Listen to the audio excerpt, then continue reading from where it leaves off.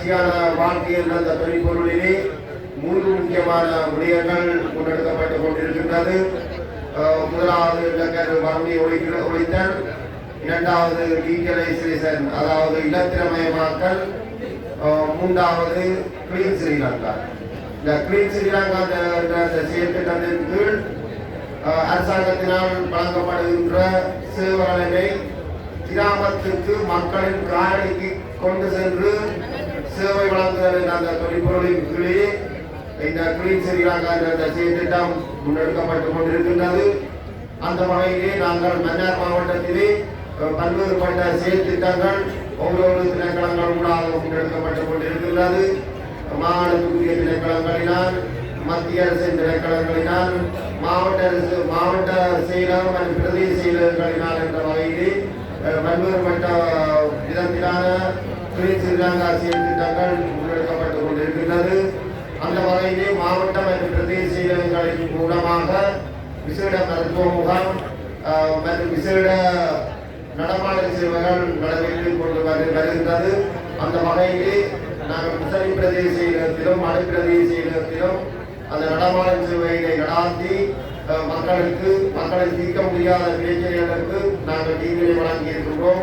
இன்றைய தினம் மன்னார் மாவட்டத்திற்குரிய விசேட வேலை திட்டமாக நாங்கள் இந்த விசேட ரத்த தான முகாம், விசேட மருத்துவ முகாம் உள்ளிட்ட இணைந்த வகையிலே விசேடமான சேவையினை அரச சேவையினை மக்களுக்கு வழங்குகின்ற செயற்திட்டம் இன்றைய தினம் மன்னார் மாவட்டத்திலே முன்னெடுக்கப்பட்டுக் கொண்டிருக்கின்றது.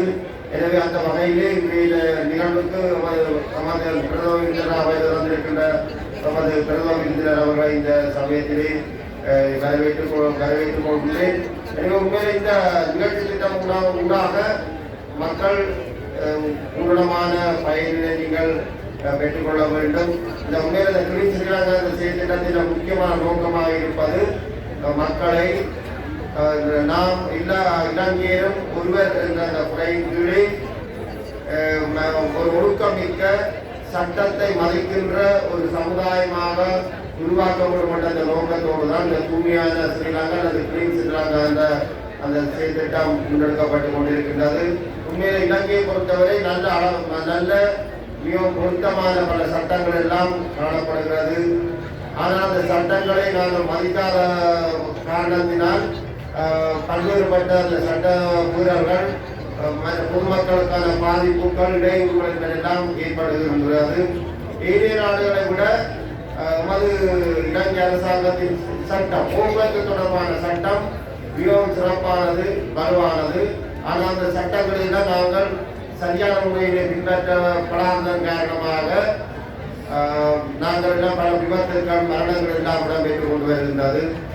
எனவே அந்த வகையிலே நாங்கள் ஒரு சட்டத்தை மதிக்கின்ற ஒரு சமூகமாக மாற வேண்டும் என்ற அந்த நோக்கத்தோடு தான் நாங்கள் இந்த சீர்திட்டத்தை நாங்கள் முன்னெடுத்திருக்கின்றோம். எனவே உண்மையில இன்றைய தினம் பல்வேறுபட்ட சேவைகள், கிட்டத்தட்ட 40க்கும் மேற்பட்ட சேவைகள் இன்றைய தினம் வழங்கப்பட இருக்கின்றது. எனவே மக்கள் அதன் மூலமாக தங்களுடைய சேவையை பெற்றுக்கொள்ளக்கூடிய மாதிரி இருக்கும். அதே போல இங்கே உள்ள மன்னாரில் உள்ள ஆடைத்த தொழிற்சாலை மற்றும் பல நிறுவனங்கள் தங்களுடைய வேலைவாய்ப்பினை 1000க்கும் மேற்பட்ட வேலைவாய்ப்பினை இன்றைய தினம் வழங்குவதற்காக தயார் நிலையிலே படிவங்களுடன் காத்திருக்கின்றார்கள். எனவே உண்மையில் அந்த மன்னார் மாவட்டத்திலே வேலையை எதிர்பார்த்து கொண்டிருக்கின்ற இளைஞர் யுவதிகள் இன்றைய தினம் அந்த குறிப்பிட்ட நிறுவனங்களை அணுகி தங்களுக்கு பொருத்தமான வேலைவாய்ப்பினை பெற்றுக் கொள்வதற்குரிய சந்தர்ப்பங்கள் காணப்படுகிறது.